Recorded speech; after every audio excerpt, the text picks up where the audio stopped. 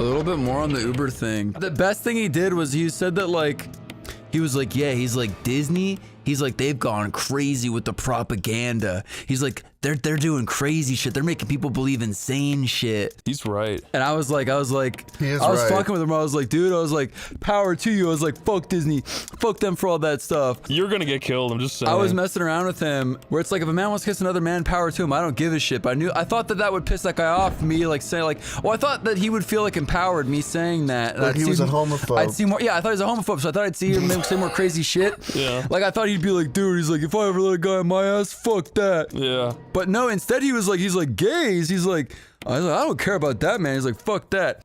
He was like, what pisses me off? He's like, in Star Wars, he's like, they got a room where there's a woman and she fights 15 dudes and she beats all of them. And I was like, what?